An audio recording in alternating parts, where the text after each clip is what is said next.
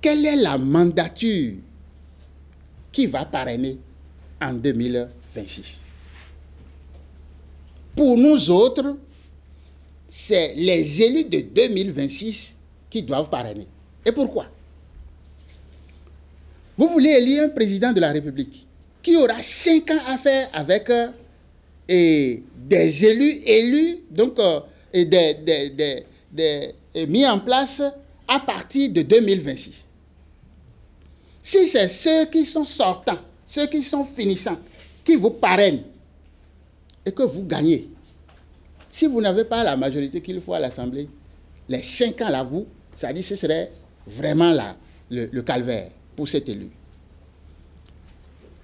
Au maximum, il faut aider celui qui sera élu président de la République de disposer d'une certaine majorité à l'entame de son mandat. Maintenant, le débat est clair. Hein? Certains disent qu'il faut que le président soit là, qu'il organise les élections lui-même et qu'il dispose donc de sa majorité. Mais pour le faire, il faut aller réviser la Constitution. Mais nous disons, pour faciliter les choses, permettons que ce soit les élus de 2026 qui parrainent. Mais il se pose également un problème de calendrier. Du 1er au 15, on va commencer par installer donc les élus communaux. On est d'accord? Le Parlement, le nouveau Parlement, le 10e, sera installé le 8. Alors que le dépôt des dossiers de candidature, c'est pour le 5. Bon, donc, ceux qui seront installés le 8 sont exclus, visiblement. Et ceux qui sont installés du 1er au 5 seront les nouveaux qui, en principe, auraient le droit de parrainer.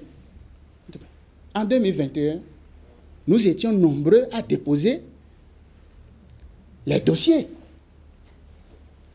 Mais la Sénat a disposé de 8 jours pour analyser les dossiers de tous ceux qui ont candidaté. Est-ce qu'on est d'accord? Donc, au cours de ces 8 jours, ceux qui n'ont pas pu compléter par le parrainage ont été sortis du lot. Et il est resté ceux qui avaient donc leur dossier à jour. Alors, nous avons fait un petit calcul. Certains nouveaux élus sont déjà installés du 1er au 5. Mais le 8, le Parlement sera installé. Si la Sénat doit faire l'étude des dossiers à partir du 5, ça prend déjà en compte les élus qui seront installés le 8. Ça ne sera que simple formalité de complément de dossier. Est-ce qu'on est d'accord? Mais ils vont dire, si les 8 jours ajoutés à la date 5 nous amènent au 13. Donc, il y a encore 2 jours pour installer certains maires. Alors, nous avons dit, c'est très simple. Pour éviter la révision de la Constitution, allez voir le nombre de jours dont la Sénat dispose pour donc étudier les dossiers. C'est simplement rallongé à 12 jours. 12 plus 5, ça fait combien? Ça fait 17. Donc, tous les élus sont déjà en place et nous avons encore quelques marges pour des retardataires qui doivent aller remettre leur formulaire ici ou là. Et le problème est bouclé. À partir du 17 là, il y a encore 3 jours qui seraient accordés aux candidats pour corriger les éventuels. Vous voyez que très simplement, nous aurions évité tous les problèmes que nous avons. Nous avons tranché, nous avons dit notre position.